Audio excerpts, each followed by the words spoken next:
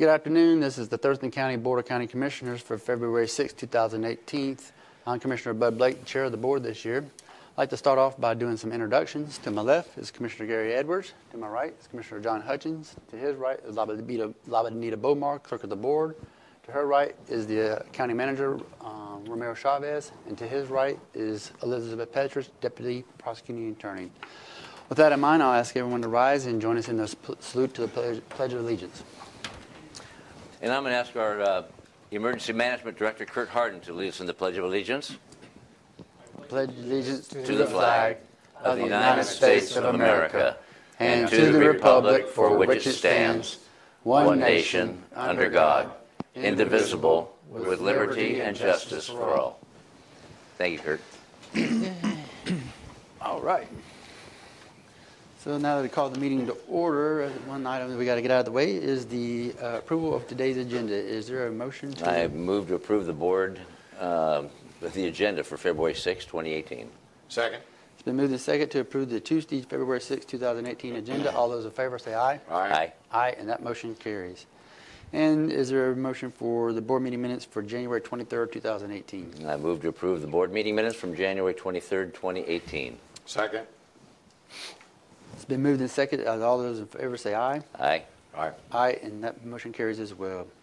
So we have the best presentation so far is to be able to introduce new employees to the county, and specifically in the public works section or the department of the county, which absolutely is critical to be able to do anything here in Thurston County and basically anywhere in the world, because nothing happens until something moves. So you need a road or a bridge or a safety piece there.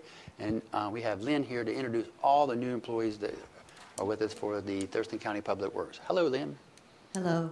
Good afternoon, Commissioners. I am here on behalf of the Director today to introduce some awesome new employees that we have here. Yeah. And we have quite a few, so I just learned some of their names today, so I can't say. That's okay. Unfortunately, some of them actually just were on Friday were actually hired. So anyway, so we're going to go through these list of names, and as I call your name, could you please stand? Yeah, sure. Great. Okay, so we'll start with Mara Kim. She is an accounting assistant too, and she works in public work accounting. Oh, so that's Mara. That's Mara. Hi, Mara. And she started on November 1st of 2017. So welcome, Mara. Okay, and these are not in the order that they're sitting. So okay, we have Cassie McWade. Hello, there's Cassie. So Cassie is a senior office assistant, and she works in administration. She's currently working with utilities mostly, and she was hired on November 27th. Yay. And then we have David Johnson. Hello, David. David is a civil engineer, and he works for the Public Work Engineering Services, and he was hired on December 4th, 2017. And then we have Heather Willis. So Heather is an education and outreach specialist too, and she works for Public Works Solid Waste, and she was hired on January 2nd. Yay. And then we have Lindsay Clegg. So far, I remember their faces, so we're doing good. She is a toll house operator, and she started on January 2nd out at the Wark. I like that. Then we have Samuel Ballard. Samuel is a senior maintenance tech and works in traffic operations, and he started on January 16th. Welcome. Then we have Keith Corner. Keith is a utility technician too, started in utilities on February 1st, so he's very new. And Christopher Lyons, back here. Christopher is an assistant maintenance tech and works for Public Works Road Operations, and he also started on February 1st. And then last but not least is Robert Pudner, and he is an Education and Outreach Specialist 1, works for Public Works Solid Waste, and he was also hired on February 1st, 2018. So welcome aboard. Yay. You want to say something? Oh, picture of you? Say something first. Sure.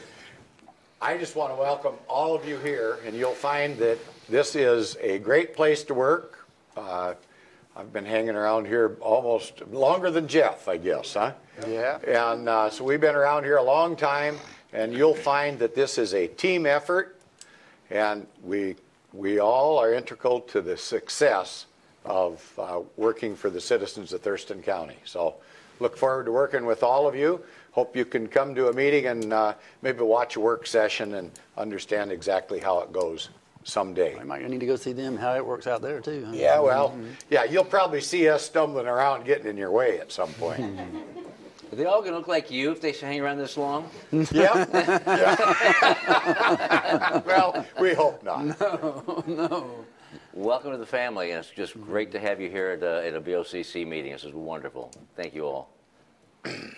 Yeah, it's super exciting. And I mentioned roads and bridges, but obviously there's more to that in public works, the utilities and solid waste and noxious weeds, and the list goes on as far as what public works does for this county, especially in inclement weather. I mean, you pick up the phone and they're already there with ice or water or whatever. It's just phenomenal what the public works of Thurston County does. So with that in mind, we're going to get a photo real quick. Is that what we're going to do? Yes. All y'all's names that were called, come on up here and get in a horseshoe formation, and we'll do push-ups and sit-ups and all that kind of stuff.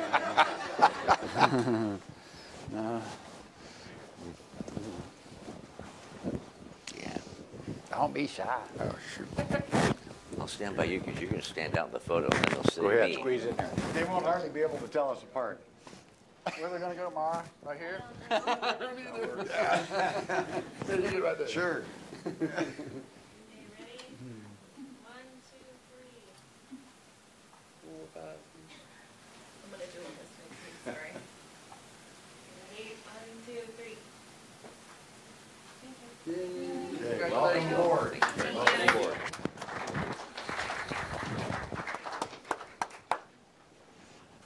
I know they love college football, so that's the only. All right. Thank you. Go to work. Roll Tide. Go to work. So the next item we have on today's agenda is the opportunity for the public to address the board. And so far, I have 2 people. And so how this works is put your name on here, first come, first serve. And La Bonita is going to change it over to 3 minutes. And when it goes from 3 minutes to 0, you'll be asked to stop. But if you're midway of your sentence or your thought, I want you to go ahead and finish, but I'll start asking you to kind of close it up or wrap it up. And when you get up there, just kind of state where you are from the county, your name for the record. And then if there's anybody that I might have forgotten, I'll call one more time and see if anybody wants to come to the podium. So first I have Mr. Jan Tvetten.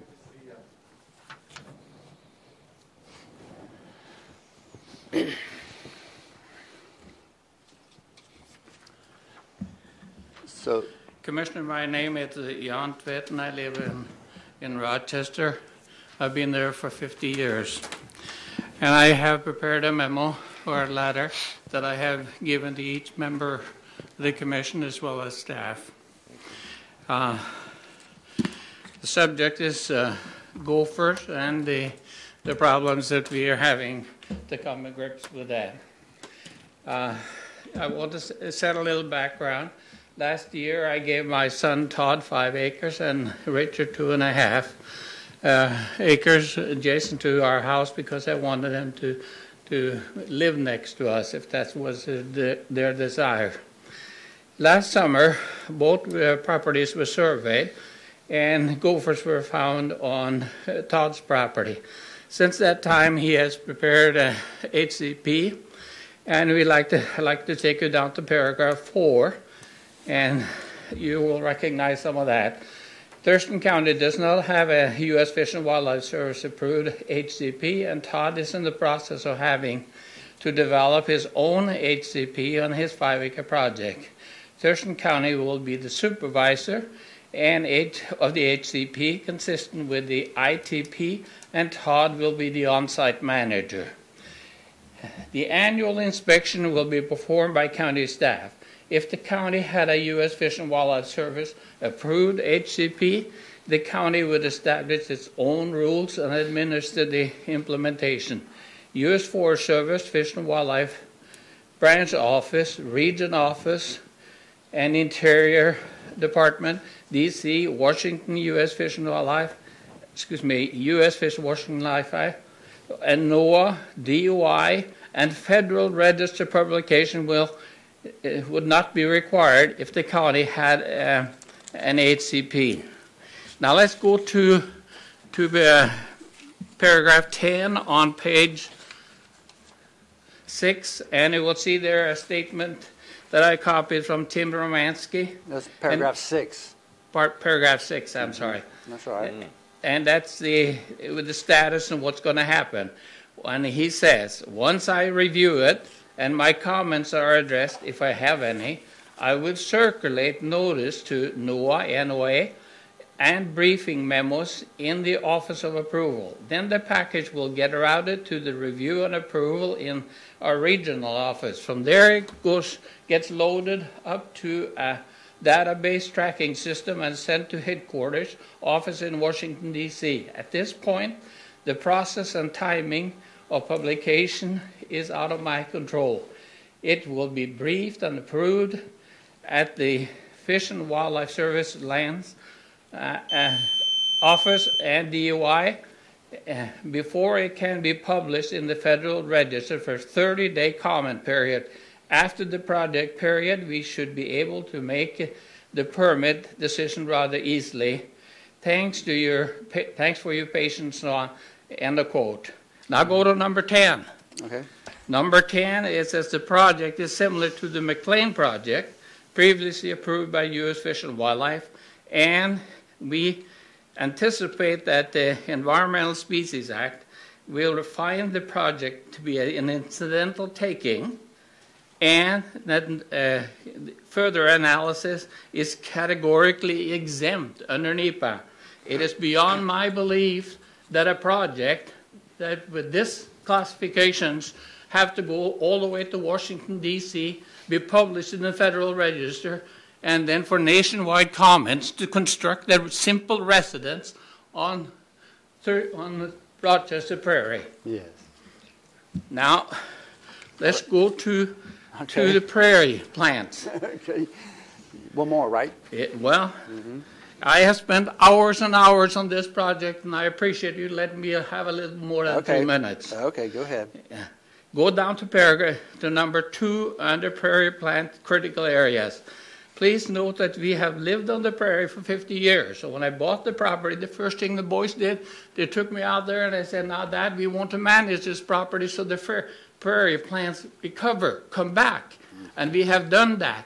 Areas on the east, west, and south of me are Scotch broom, overgrown Christmas trees, and the gophers don't like it. They like my property, and now I'm being punished. Now, the tax information, I think, is self-explanatory. I met with the county assessor yesterday, and we went over that. Let me just simply say that the county rules at the present time, or the county assessor's rule at the present times, gives us an allowance of $3,100 in the assessed value because we have prairie habitat. Now, that amounts to simply $40 to $50 a year in taxes. Now, to comply with all these rules, go to the last page. We have to prepare an HCP, a conservation easement, critical area report, all those documents. The first one is 50 pages, the next one 20 plus, and the last one 20 plus. All those documents will cost you around $20, $20,000. So this is what we have added to the building, getting a building permit. Now, I have one recommendation, and I've had it to the commissioner for years. And that is, if you decide that preservation of these gophers is so important to the environment of the county and the public health and welfare of this county, then take me to court. You would in court have to prove public use of necessity, and then the court would set the fair market value on the property, and I would be compensated. Instead, what Todd has to do, he has to give up 1 acre, do not get compensated for it, then he has to manage it forever according to ITP, and then he gets the honor of paying the county $600 plus a year for their annual inspection. Thank you very much. Thank you, sir, for your words.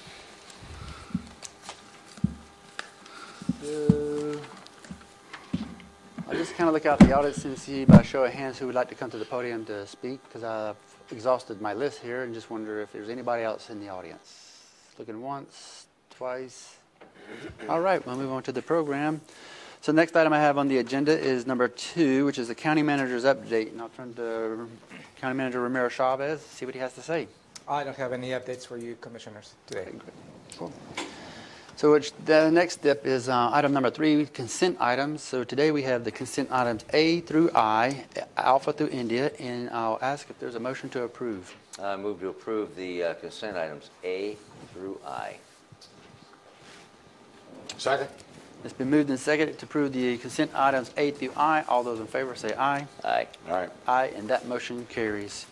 So it leads us into the part of the agenda, which is the departments. And so we have number 4, which is the human resources. And we have Ruth Elder. Hi, Ruth. How are you doing there? Well, thank you, sir. And you're going to talk about a public hearing to set a public hearing date. Is that correct? I am, sir, yes. Great. Good afternoon, Commissioners. My name is Ruth Elder. I'm the clerk of the Thurston County Board of Equalization. I'm also the Community Program Manager in the Human Resources Department. So we're here today because RCW 8448010 provides that members of the Board of Equalization will receive a per diem for their days of service on the board, and further that amount of that per diem will be set by the Board of County Commissioners. The last time that these per diem rates were reviewed and increased was 2001. The current per diem rates are $100 for a full day and $65 for a half day. The Board of Equalization members are volunteers rather than county employees. I think it's important to note that. The Board of Equalization members do not receive any compensation for their extensive preparation time at home in advance of the hearings, nor do they receive any remuneration for their mileage or for meal expenses that they incur because they're here at hearings at the courthouse. We're requesting that the Board of County Commissioners set a public hearing for 3 p.m. on February 27, 2018 to receive testimony on a proposed ordinance that would amend Thurston County Code 2.98.040 to increase the compensation paid to the Board of Equalization members to $150 per day. Thank you very much. I'll be glad to answer any questions. Any questions of Ruth?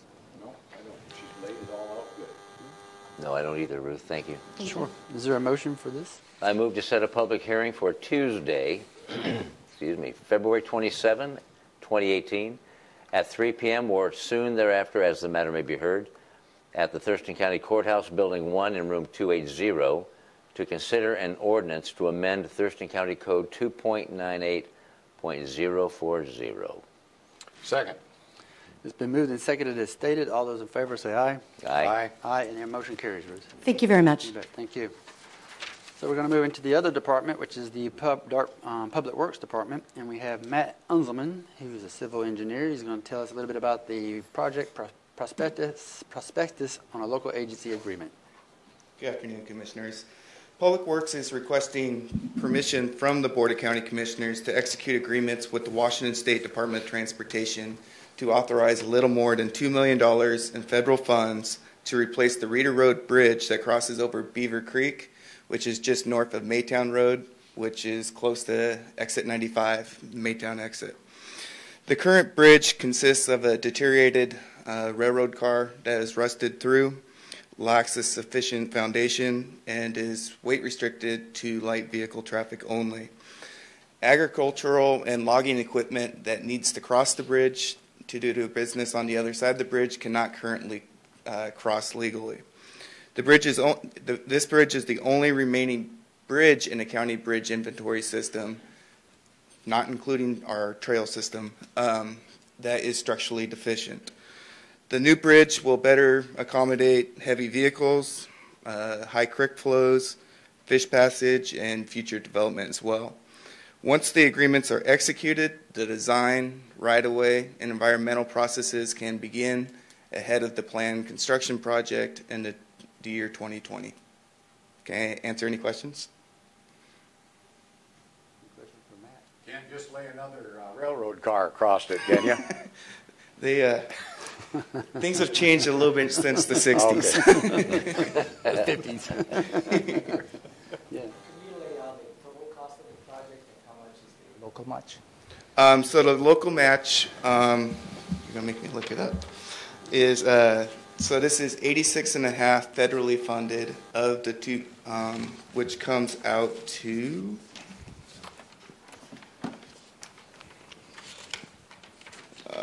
a little more than $200,000. And so just the idea, so the total cost for the funds that we're wishing to obligate today, which is the PE funding, the estimated agency cost is $87,500, and the federal amount is $350,000.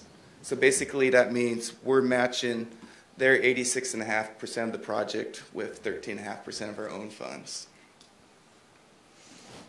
Anything else? No, Matt. But I will make you a deal on a great railroad car. All righty, is there a motion? I move to approve the project prospectus and local agency agreement requesting obligation of $2,059,000 in federal funding for the Rita Road Bridge Project, CRP number 61510, and authorize the Director of Public Works to sign the project prospectus, local agency agreement, and any subsequent amendments and administrative changes not to exceed 20% of the original agreement. Second. It's been moved and seconded as stated. All those in favor say aye. Aye. Aye. Aye, and that motion carries. And I believe you have another one, 5B? Hope not. No, is it another one? I That's think another one, Vasily's got okay. the next one.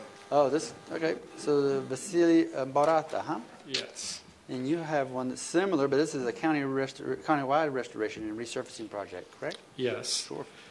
Good afternoon, Commissioners. I'm Vasily Borota with Public Works. Public Works is requesting permission from the Board of County Commissioners to execute agreements with the Washington State Department of Transportation to authorize $1,590,167 for the 2018 countywide restoration and resurfacing project. The project includes removing about 3 inches of the existing pavement and paving the travel lanes on Steilacoom Road, Nisqually Cutoff, and Old Pacific Highway. Restriping and other pavement markings are part of the project. Are there any questions? No. How do you pronounce your first name? Vasile. Vasile. Okay, thank you. Very good. No other questions, no. Not funny. From Eastern Europe. Yes. Oh, Ramiro. Just for the record, the total cost of the project? It's And the local match? 2.1 million. The county has to match about $510,000, and and that would be from the county funds, county road funds. All righty. Is there a motion? I move to approve the project prospectus and local agency agreement requesting obligation of $1,590,167 in federal funding for the countywide restoration and resurfacing project 2018, CRP number 61508, and authorize the Director of Public Works to sign the project prospectus, local agency agreement, and any subsequent amendments and administrative changes not to exceed 20% of the original agreement. Second. It's been moved and seconded as stated. All those in favor say aye. Aye. Aye. Aye, and that motion carries. Thank you, Vasily. So item number 6 is emergency services, and we have the director here. His name is Kurt Harden. He's going to give us a little bit of background on purchase of Cradle Point routers and docks. Good afternoon, Commissioners. Emergency Services is requesting that the board approve a resolution to purchase 140 Cradle Point routers and docks in the amount of $163,055.20 plus $15,490.24 in tax for a total equipment price of $178,545.44. This is being purchased off the state contract with NASPO Value Point. Additionally, installation services are $27,500 for a total project amount of $206,045.44. Medic One currently provides the hardware for Wi-Fi capabilities in all EMS responding units throughout the county. The Wi-Fi is used for communications for patient care with hospital emergency departments. Medic One was notified in 2017 that the vendor would no longer warranty or support the current routers and docks utilized by the 13 fire agencies. These were purchased in 2014.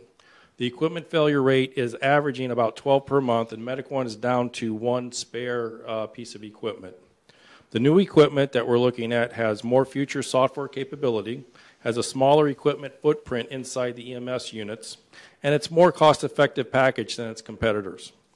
The proposed equipment was field tested by one of the EMS agencies for the past few years, and the failure rate is significantly lower than the average failure rate of 12 per month we've been experiencing. There are also warranties on the units that we're requesting to purchase. The amount requested is in the approved 2018 budget and is being purchased off a state contract in accordance with state law. I'd be happy to answer any questions at this time. And which joint committee made this recommendation? This did not come off. It came off the did not come off the ITC, or did it go? It went off the ITC, and the ITC recommended approval of this for this purchase. Okay. And are we replacing old equipment then, old, outdated? We are replacing equipment that's failing, and again, it's not being supported by the vendor, or it's not being warranted by the vendor anymore. All right. And so our failure rate is 12 per month, and we're down to 1. Ooh. Nothing further. Okay. Is there a motion? Mr. Chair, I move to approve a resolution to purchase 140 Cradle Point routers and docks for a total cost of $178,545.44 using state contract with NASPO Value Point, and to secure installation services for an additional $27,500 for a total cost of $206,045.44, and authorize the Emergency Services Director to sign the agreement, contract, equipment, and any unforeseen changes that do not amend the funding or duration of the agreement or contract. Second. It's been moved and seconded as stated. All those in favor say aye. Aye. Aye. Aye. Aye, and that motion carries. Okay, good. Okay. It's hard for me to spend that. I know. So you have another one? Yes. So Emergency Services is requesting that the board authorize the advertisement of an RFP to solicit vendors and provide a patient charting system used by EMS personnel. In September of 2017, Medic One's patient charting system vendor, which is known as Open Incorporated, was sold to a different company known as ESO. The current software, entitled SafetyPad, has 2 platforms. The Android platform is currently used by the 550 EMTs in Thurston County, and the Windows platform is currently utilized by the 65 paramedics in Thurston County. It was made clear during a user group meeting with ESO in late September that the Windows platform would no longer be supported, and the Android platform had questionable longevity outside of the next 3 years. Medic One has decided, after consulting with the 13 fire agencies and with ITC support, that an RFP should be completed in order to transition the current patient charting system software to a company that will uniformly support the EMS system and to a uniform platform throughout the county. It is anticipated that the cost of implementation and yearly contract fees of a new system will fall within the current 2018 budget for Medic One. Projections have maintenance and operating expenses and costs remaining stable and even potentially improved by streamlining the workflow into one software platform and one hardware solution for both paramedics and EMTs. There is widespread support among the EMTs and paramedics and the fire agencies for a one platform solution. I'd be happy to answer any questions you may have. Any questions occur? Good to go. Good to go. No questions. No questions. Is there a motion? I move to authorize the Director of Emergency Services to advertise a request for proposal soliciting vendors to provide a patient charting system used by EMS personnel. Second. It's been moved and seconded as stated. All those in favor say aye. Aye. Aye, and yet motion carries as well. Thank you. Thank you so much, Kurt. So now we're at item number 7, where it's commissioners and county managers items, and this is a chance for commissioners to report back out to the public on work sessions or committees or something that's on their minds for what they've seen here lately with their with their work related. So is there anything you'd like to talk about? You know, I think I'm going to let Hutch go. I think he's got quite a list. Oh, does it? Okay. Good. I always do. Yeah, I know. I was there with some of it, so no point in being sure. We'll jump in repetitive. together. Yeah, okay. Good. We'll just go off of him. Go ahead. I'm going to start with foreshadowing or forecasting what's coming up. On February the 16th, it's on a Friday, I will be in Don Juan's Mexican restaurant in Tenino at 11:30 in the morning for what I call guac talk. I'll supply the guacamole, and the public supplies the talk, and I'll supply answers to what we're talking about. At 1:30 the same day, February 16th, I'll be in Pepper's Mexican restaurant downtown on Cherry Street in Olympia to do the same thing, guac talk. I'll supply the guacamole, and everything else follows after that. Tuesday, Tuesday, January 23rd, I met with Representative DeBolt, along with Karen Parkhurst and TRPC, and we discussed the I-5 corridor study. Thursday, the 25th, I participated with the Thurston County Homeless Census called Point in Time, and I worked with Community Youth Services and the kids downtown Olympia. On the 30th, attended the South Sound Military Community Partnership Day on the Hill, and met with Representative Barkas regarding the I-5 corridor study as well. Attended the Big Brothers Big Sisters brunch and supported Big Brothers Big Sisters, and attended that evening the sea level rise for county officials. It was the entire electeds workshop on the sea level rise, and attended the Animal Services joint meeting and chaired that, and then attended the Thurston Regional Planning Council, where we talked about planning issues and transportation issues throughout the county. Thurston County Public Open Houses. Last night I attended the open house on Lily Road, and there's one tomorrow evening in Rochester, where we get a chance to hear what exactly the public wants to, what the priorities are for the county and the public, and we'll probably get more information from the county manager on that and or the chair. And attended this morning the Capital Land Trust Annual Conservation District breakfast, which was over the top, great as usual. That's my report. Ta-da.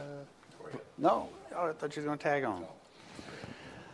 So it was absolutely a busy schedule for me for the last 2 weeks. The more moving part was the point-in-time count for me. It was my third time having done that, and this time I took 3 portions of the point-in-time count where we met at 5 o'clock in the morning, and we all kind of gathered at one particular place at the library, and we divided up which street we're going to go north. If you look at it from, we're in the south sector, we're moving north at Adams Street, and we just go along the road and we count how many people are laying on the ground or in the corridors or in the doorways. And it wasn't to touch them or ask questions or everything. We didn't go in the back roads or anything like that.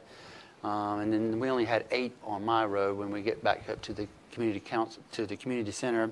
But say Franklin Street had 53, and so we add up all the number of streets, it came out to be 200 or so just in that 1 hour. So just to back up, the point-in-time account is the third Thursday of January. We start at 5 o'clock in the morning, we end at 5 o'clock in the afternoon, and we just take a snapshot at a time of what we have as far as those who are without a roof over their head or homeless, depending on how you want to word that. And it's not anything to say as far as data, it's just to collect more data, but again, to give you a real-life point-in-time count of what's going on at the time. There's other surveys that go on, is what I'm trying to say, other than one I just talked about. But this one is really realistic in terms of what Olympia and Thurston County is involved in. So I did Adams Street, and then we went down to the Union Gospel Mission, and we have surveys where those who are there to receive any kind of the services, we ask them to participate in a service, and a survey. And it's a very easy survey to give out. It just kind of gives some data of where they come from and where they're going. And you'll just be amazed at the number of people, and I will say, who have fallen through the crack. And they're not looking for a handout, but they're looking for a hand up. Many of them are from a family that's been either displaced or dysfunctional, and then they're just trying to find a different way to get to somewhere in life. And so they go to places like the Union Gospel Mission to get something to eat and some sort of guidance and direction from the other services providers that are there for employment, for substance abuse, or what have you. But a lot of wonderful people that just kind of need help in life. And so we're thankful for the Union Gospel Mission and all the other entities that provide it. Then we went off into the, not into the woods, but just right up to it, and we kind of asked those who wanted to take a survey there. So I'm just kind of give you an idea. The street, the center, and then out into the woods was pretty much my day for point-in-time count.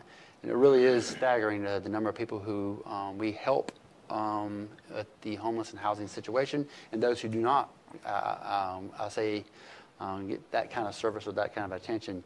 In total, it was about 250 on a given day is homeless and unhoused. But that get some service, and then there's another 200, 250 that do not get that. So 500 is really the number every single day that we kind of deal with here in Thurston County. So be that as it may, I went to the Big Brothers Big Sisters breakfast and the Capital Land Trust as well. Open houses is a super way to know what the public's thinking about the strategy we are trying to build and implement for the future. And then just all good stuff going on. And so, yeah, you got something? Let me just throw in one issue. I'd just like to clarify for the viewing public that the Endangered Species Act, although well-intended, has become quite a burden for citizens in Thurston County. And I would like to make sure that the viewers out there know that we are also required to jump through all the hoops that were laid out as today in a presentation.